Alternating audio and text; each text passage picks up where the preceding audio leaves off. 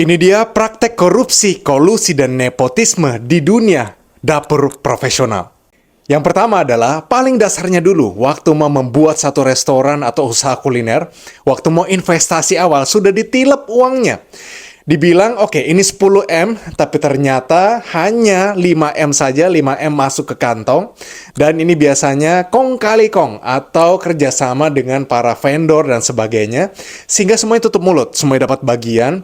Tapi waktu berjalan, kok yang didapatkan tidak sesuai dengan keinginan dan ekspektasi Anda. Nah, biasanya yang curi siapa? Yang biasanya yang curi adalah tentu saja si sang kokinya. Dan kalau misalnya Anda seorang hanya investor saja, main tilep, koki, dan sebagainya, hati-hati, jangan terlalu percayakan dia, terutama pada investasi awal.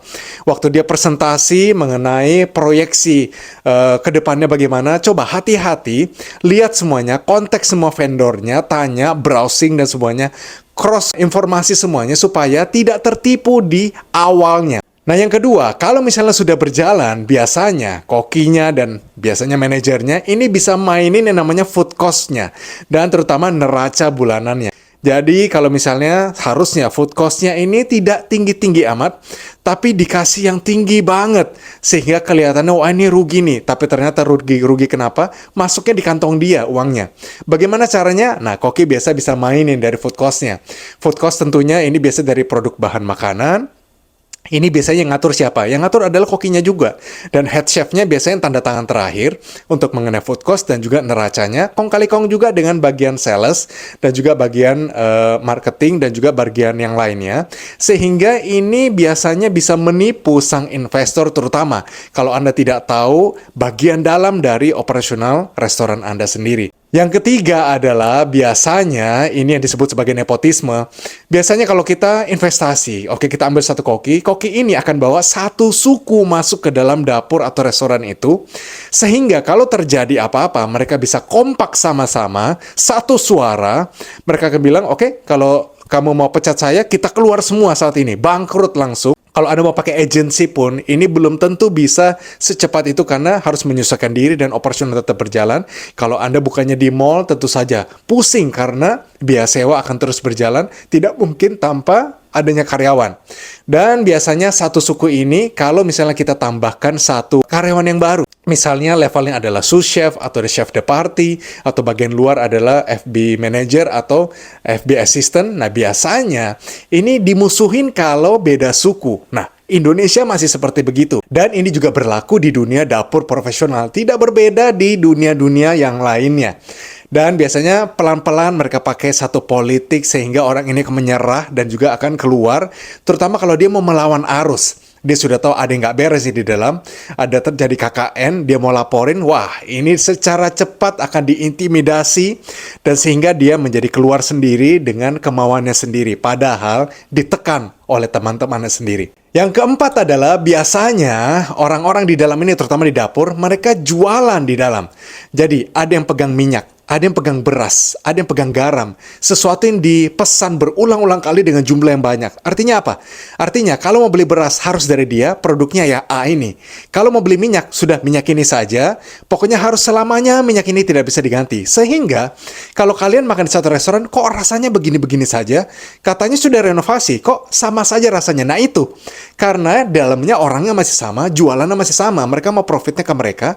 Tentu saja ini uangnya sangat besar. Jadi kalau kalian pikir-pikir, iya juga ya, kalau 10 tahun beli beras di dia terus, profitnya kan dia juga bisa mainin. Wah, ini enak banget. Dan kenapa? Ini bisa rata semuanya karena kembali satu suku.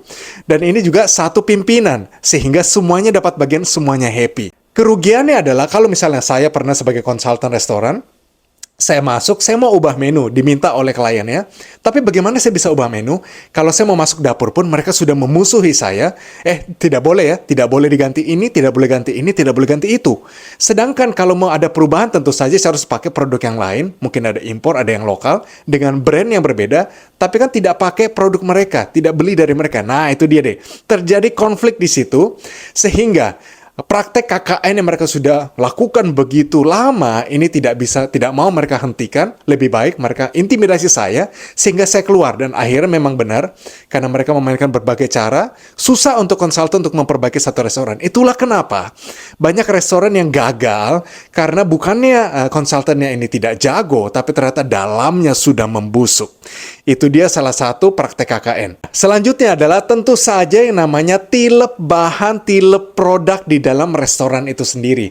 Bahannya apa? Ikan, daging. Prakteknya banyak. Ikan dibungkus, masukkan tempat sampah. Nanti tempat sampah ada yang ngambil. Dan ini bagi rata dijual kembali. Ada juga dipotong-potong, dibungkus, taruh di bagian tas. Waktu pulang diperiksa security, tidak bisa kelihatan karena di bawah semuanya. Nah, praktek ini sudah digunakan dan juga dijalankan banyak sekali, bahkan sampai hotel berbintang 5. Nah, biasanya juga praktek makan di dalam dapur. Kapan mereka makan? Mereka masuk lebih pagi, mereka masak apa? Tenderloin, Kobe, Wagyu, mereka makan.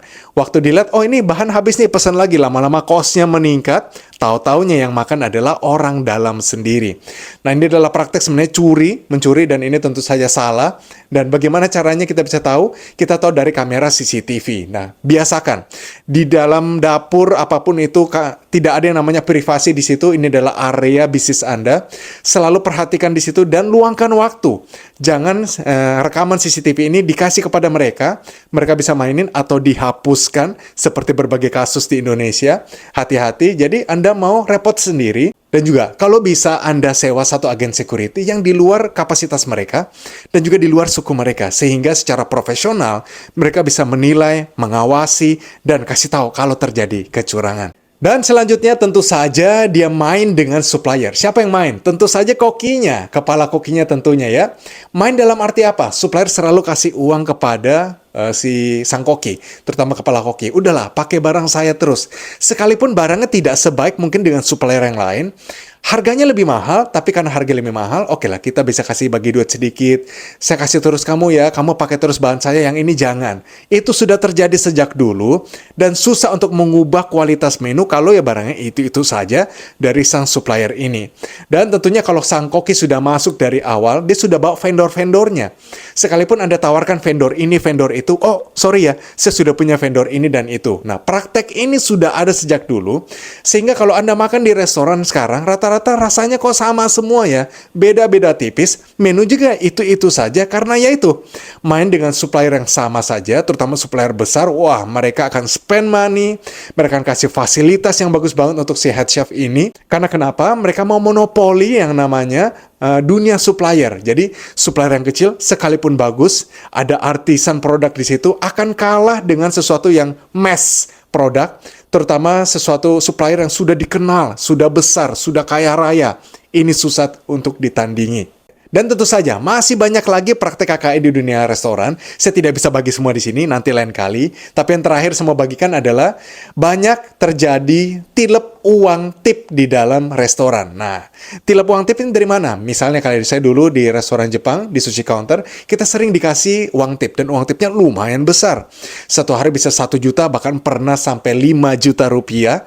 Karena begitu royalnya orang-orang yang kasih di sana, kasihnya tidak 50.000 ya. Kasihnya bisa 200.000, 500.000 kalau mereka happy. Dan tentu saja ini kan yang pegang para koki. Sedangkan yang para orang service kan juga pengen uang tip itu. Nah, disitulah dimainin ya. Karena biasanya manajemen ini tidak down main. Oke, namanya uang tip kalian yang atur. Ini saya tidak ikut campur. Dan disinilah kadang-kadang ditilepnya terlalu banyak untuk bagian koki, dan bagian servisnya dikasih sedikit. Alhasil terjadi cekcok, terutama bagi mereka yang mungkin tidak satu suku, tidak satu manajemen, tidak satu sumber. Nah, ini sudah mulai ada konflik, dan ini menurunkan kualitas restoran itu secara keseluruhan. Jadi kalau kalian lihat di sini, wah ternyata banyak sekali KKN dalam satu restoran. Jadi hati-hati, terutama bagi kalian yang bikin restoran yang tidak tersistem dengan baik, tidak terkomputerisasi, tidak ada pengawasan yang baik. Nah ini be careful. Restoran keluarga, restoran tradisional, wah ini yang paling banyak bolong-bolongnya, boroknya di dalam. Jadi biasanya didiamin saja, alhasil lama-kelamaan akan bangkrut, karena tentu saja cost yang tinggi, artinya uang, bleeding terus-menerus, bakar uang, hanya karena di dalamnya ada racun yang tersimpan. Nah ini dia adalah praktek KKN yang terjadi di dalam restoran, semoga bisa jadi inspirasi buat kalian. Sekarang kalau kalian datang ke restoran, bisa melihat di dalamnya bagaimana, kerasa. Kalian bisa menilai, oh kenapa makanannya kurang, karena mungkin salah satu praktek KKN di sini. Itu dia inspirasi kuliner hari ini. Semoga bisa jadi inspirasi buat kalian semua, terutama bagi kalian yang mau usaha kuliner. Salam kuliner semuanya.